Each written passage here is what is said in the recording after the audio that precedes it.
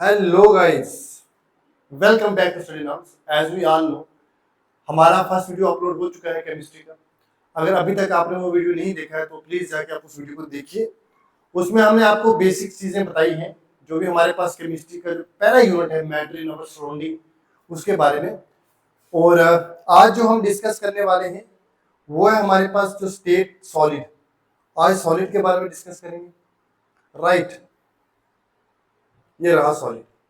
देखो, सॉलिड को पढ़ने से पहले आपको दो तीन चीजें पता तो होंगी। लास्ट वीडियो में हमने डिस्कस किया था कि हमारे पास सॉलिड जो है, लिक्विड जो है, गैस जो है, ये तीन स्टेट्स हैं मैटर की तीन स्टेट्स हैं। राइट, और ये किस बेसिस के ऊपर डिवीजन की हुई है? हमारे पास फिजिकल अपीयरेंस की बेसिस पे। ठीक है, अब देखो यहां पे अगर आपको दिख रहा होगा, मैंने आपको सॉलिड का ना एक जो पार्टिकल्स है हमारे पास, उनकी आपको अरेंजमेंट बताई हुई है। ठीक है, पार्टिकल्स की अरेंजमेंट बताई हुई है। सॉलिड की बात करें हम तो सॉलिड के पास डेफिनेट शेप होती है। अब डेफिनेट शेप क्या होती है अभी हम आपको बताएंगे। और वॉल्यूम भी डेफिनेट होता है। Right, incompressible, high density, melting point भी हाई होता है। राइट, अब देखो डेफिनेट शेप बच्चों क्या होता है हमारे पास? डेफिनेट शेप का मतलब होता है fixed shape, fixed shape and volume. Shape क्या होती है हमारे पास? फिक्स होती है। और वॉल्यूम भी क्या होता है? फिक्स होता है। शेप क्या होती है? फिक्स होती है। फिक्स शेप मतलब जो सॉलिड होता है उसकी शेप चेंज नहीं होती, चाहे कुछ भी हो। चाहे हम उसके ऊपर फोर्स लगा लें, चाहे उसको कहीं भी डाल दें, जो उसकी शेप है वो शेप उसकी वैसी की वैसी रहेगी। इसको आप कहीं पे भी डाल दो, ग्लास में डाल दो, पॉकेट में डाल दो, जहां पे भी रखना है इसको रख दो, बट जो उसकी शेप है वो फिक्स रहेगी, वो चेंज नहीं होगी। और जितना अमाउंट ऑफ स्पेस को ये ऑक्यूपाई कर रहा है तो वो फिक्स रहेगा, वो चेंज नहीं होगा। राइट, ठीक है। अब यहाँ पे कंसेप्ट आता है इनकम्प्रेसिबिलिटी। इनकम्प्रेसिबल का मतलब होता है बच्चों, देखो सिंपल सा मतलब होता है, इनकम्प्रेसिबल का सिंपल सा मतलब होता है जो आपको पता होना चाहिए, applying force, applied force can't change its shape.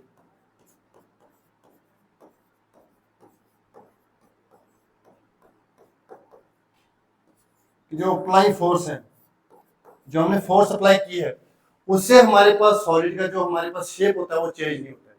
Right, solid का शेप चेंज नहीं होता है जब भी हम इसके ऊपर फोर्स को अप्लाई करेंगे। ठीक है,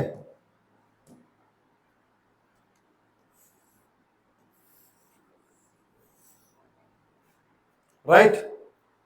अब आता है high melting point. Melting point होता है कि जब हमारे पास एक सॉलिड किसमें चेंज होता है? लिक्विड में चेंज हो, जब वो मेल्ट हो। ठीक है, जब उसकी क्या हो हमारे पास? मेल्टिंग हो, उसको हम क्या बोलते हैं? उसको हम बोलते हैं मेल्टिंग पॉइंट। राइट, इसका मेल्टिंग पॉइंट भी क्या होता है बच्चों? काफी हाई होता है। देखो यहाँ पे मैं एक चीज आपको और बता देता हूँ कि जो ये हमारे पास सॉलिड्स के मॉलिक्यूल्स हैं, ये वाले सॉलिड्स के जो मॉलिक्यूल्स हैं,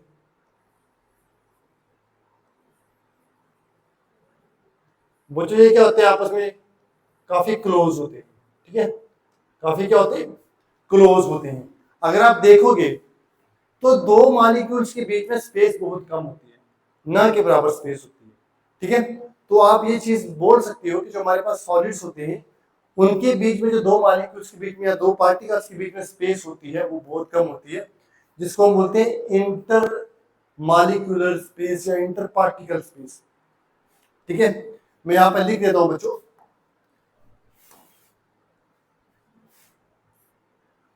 सॉरी बहुत बड़ा है,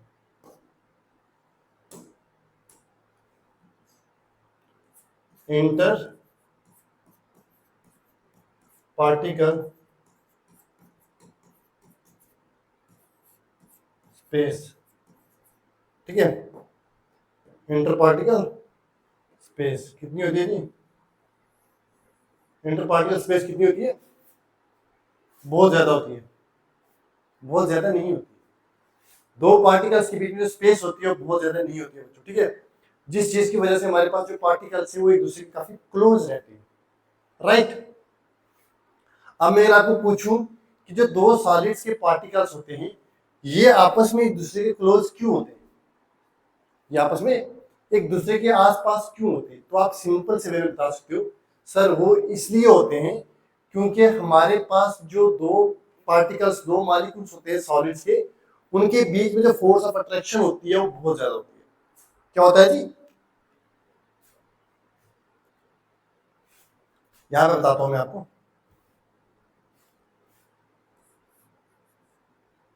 strongest strong force of attraction,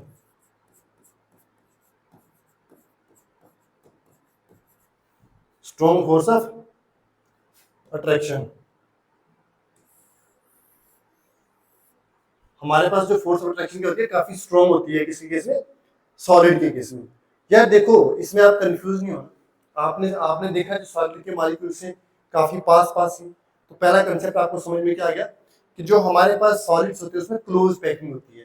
close packing बोले तो जो मॉलिक्यूल्स होते हैं एक दूसरे के पास होते हैं। अब मॉलिक्यूल्स जब पास होंगे तो उनके बीच में स्पेस कम होगी, जितनी भी चीजें पास होती है उनके बीच में स्पेस कम होती है। उसके बाद जो दो मॉलिक्यूल्स के बीच में फोर्स होती है, जो फोर्स ऑफ अट्रैक्शन होती है वो क्या होती है हमारे पास?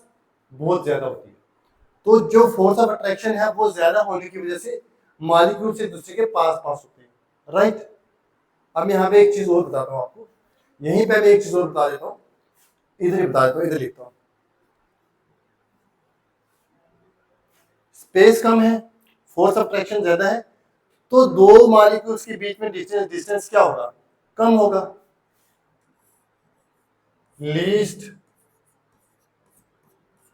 इंटर मॉलिक्यूलर डिस्टेंस, ठीक है। जो मॉलिक्यूलर डिस्टेंस है हमारे पास वो क्या है? बहुत कम है। वो क्या है हमारे पास? बहुत कम होता है। तीनों कंसेप्ट समझ आ गए। पार्टिकल का जो स्पेस होती है दोनों के बीच में बहुत कम होती है, स्ट्रॉन्ग फोर्स ऑफ अट्रैक्शन होने की वजह से पार्टिकल एक दूसरे के पास पास होते हैं। जब पार्टिकल पास पास होते हैं तो उनके बीच में डिस्टेंस भी कम होगा। अंडरस्टूड सी बात है, यही चीज है, ठीक है। अब डेंसिटी की बात करते हैं नेक्स्ट स्लाइड में। देखो देखो डेंसिटी क्या होता है? How much mass an object or substance has to the space it takes up. देखो कि हमारे पास जो एक सब्सटेंस है, सिंपल सी, पहले आप एक चीज याद रखना। देखो यहाँ पे हमारे पास क्या नंबर ऑफ मॉलिक्यूल्स क्या है? बहुत कम है as compare to this one, ठीक है। तो यहाँ पे मास कम है, यहाँ पे मास ज्यादा है, ठीक। मास क्या होता है कि जो अमाउंट ऑफ सब्सटेंस होता है, ठीक है। यहाँ पे अमाउंट ऑफ सब्सटेंस कम है, यहाँ पे ज्यादा है, तो यहाँ पे मैं बोलूँगा डेंसिटी ज्यादा है। डेंसिटी क्या होती है कि एक फिक्स्ड एक यूनिट लेंथ में, एक यूनिट पार्ट में जो मास है वो कितना है, राइट। देखो क्या लिखा है यहाँ पे कि how much mass an object or substance has to the space it takes up, कि एक स्पेस में हमारे पास कितना मास है किसी भी सब्सटेंस। अगर एक स्पेस में सब्सटेंस का मास ज्यादा है तो हम बोलेंगे उसकी डेंसिटी ज्यादा है। अगर एक स्पेस में सब्सटेंस का मास कम है तो हम बोलेंगे उसकी डेंसिटी कम है।